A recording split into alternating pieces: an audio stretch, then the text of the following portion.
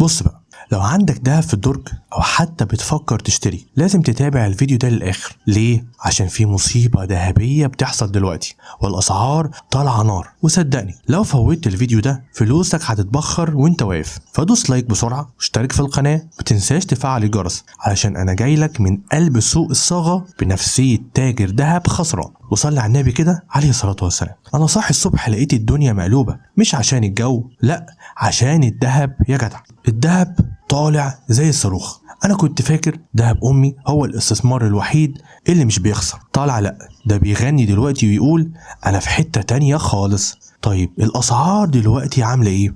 بص دلوقتي سعر جرام الدهب عيار ال21 بقى ب 4700 جنيه. والله مش جنيه ونص، لا 4700 جنيه. والجنيه الدهب جاب 37600 جنيه. ده لو كان بيتكلم كان قال انا مش جنيه، انا فيلا في التجمع. اما عيار ال24 بقى بسعر 5371 جنيه ونص. عيار ال18 وصل ل 4028 جنيه ونص. وعيار ال14 اللي كنا بنشتريه لخطوبة ابن خالتنا بقى ب 3133 جنيه وربع. حتى عيار ال9 جرام بقى ب 2014 جنيه وربع. ده كان زمان بيتباع في الموالد. طب والأوقية؟ لا دي بقى فضيحة لوحدها، بقى ب 3238 دولار.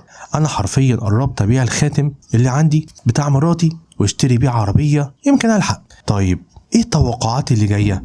اسمع بقى، الخبراء بيقولوا، وده مش رأي عشان ما تقولش عليا كداب، ان الذهب مكمل في السكة اللي طالع بيها دي ومش ناوي ينزل قريب. ليه؟ لان الوضع العالمي مش مستقر، والدولار بيعمل فرفشة كده، والتضخم بيكح دم. فاللي معاه دهب يقعد عليه كأنه بيحضن حتة من الكعبة، يا رب وعدنا بزيارتها يا رب. واللي لسه بيفكر يشتري دلوقتي قبل ما يشتري وهو ندمان. طيب ليه لازم تتابع السوق؟ بص الدهب مش حلق وخاتم وسلسلة نانسي عجرم، لا ده مؤشر اقتصادي مهم جدا. اللي بيتحرك في سوق الدهب بيتحرك معاه سوق تاني زي العقارات، العملة، وحتى الكشري. عشان كده لازم تتابع وتركز وتاخد قرار بناء على تحليل، مش على البركة وخلاص. خد بقى مني النصيحة دي من على وش القفص. لو بتدور على أمان لفلوسك يبقى الدهب هو الملاذ، بس تشتري من مصدر موثوق وتتابع السوق كل يومين 3. يعني خلي بينك وبين السايغ رقم موبايله